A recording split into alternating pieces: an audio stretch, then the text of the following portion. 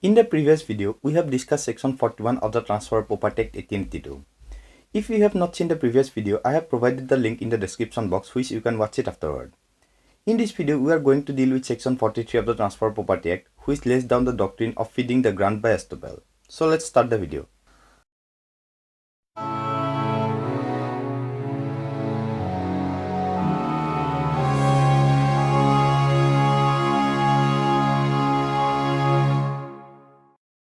Section 43 of the Transfer of Prperty Act says that where a person fraudulently or erroneously represents that he is authorized to transfer certain immovable property and professes to transfer such property for consideration, such transfer shall, at the option of the transferee, operates on any interest which the transferor may acquire in such property at any time during which the contract of transfer subsists. Nothing in this section shall impair the right of transferee in good faith for consideration without notice of the existence of the said option. Thus, when a person fraudulently or erroneously declares that he is authorized to transfer certain real property and professes to transfer the said property for consideration, such transfer shall, at the option of the transferee, will operate on any interest that the transferor may acquire in the said property at any time during which the transfer contract subsists. When a person fraudulently or unfairly represents that he is authorized to transfer some immovable property and professes to transfer such property for consideration, such transfer shall, at the option of the transferee, operates on any interest acquired by the transferor in such property at any time during which the contract of transfer subsists.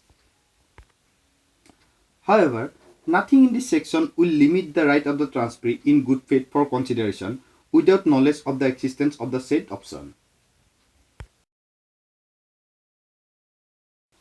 To take an example of section 43 of the Transfer of Prperty Act, suppose A Hindu who has separated from his father B, sells to C 3 fields X, Y and Z, representing that A is authorized to transfer the same.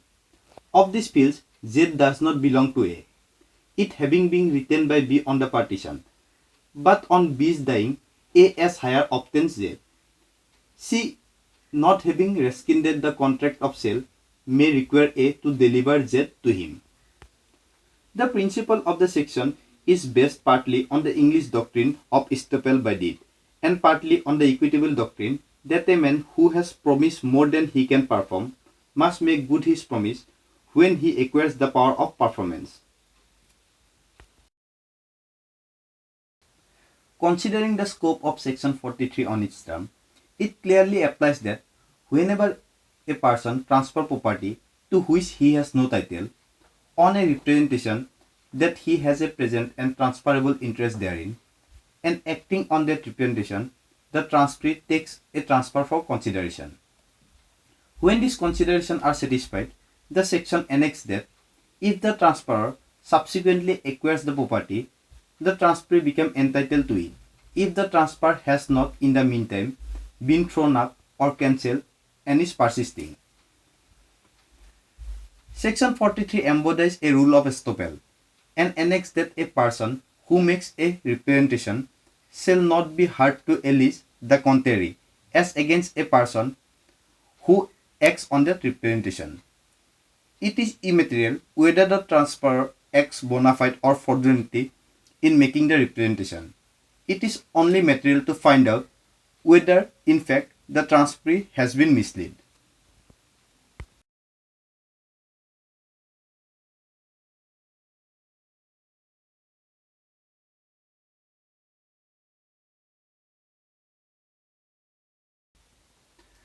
To attract the application of the section, 3 conditions are necessary. Number 1. A fraudulent or erroneous representation that the transferor had authority to transfer the property. Number 2. The transfer is for consideration. Number 3.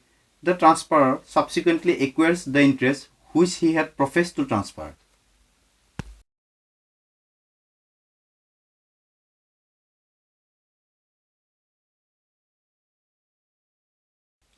The doctrine is based on the principle of law of estoppel. It simply provides that when a person by fraudulent or by erroneous representation transfer certain immovable property, claiming himself to be the owner of such property, then such transfer will subsequently operate on any interest which the transferor may acquire in such property, during which the contract of transfer subsists. In other words, where a vendor sells without title in the property, but subsequently acquires title, then a right accrues to the purchaser to claim interest in the said property, and it automatically goes in favor of the transferor. There will be application of section 43 only where transferor had fraudulently or erroneously represented that he was authorized to transfer certain immovable property and had transferred the same for consideration. There is a difference between section 41 and 43 of the Transfer of Prperty Act. Both section 41 and 43 are based on the principle of estoppel, where on a representation made by one party and acted upon by another, the right of the latter are affected. Section 41 requires number A, good faith, and number B, exercise of reasonable care on the part of the transferee. But under section 43, mere belief on the part of the transferee and acting upon the representation is enough. The section does not cast on the transferee the duty to make enquiry as regards the power of the transferor to transfer the property.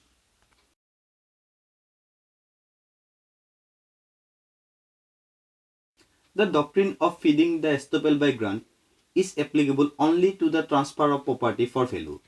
This section is not applicable where the transfer is gratuitous, that is without consideration.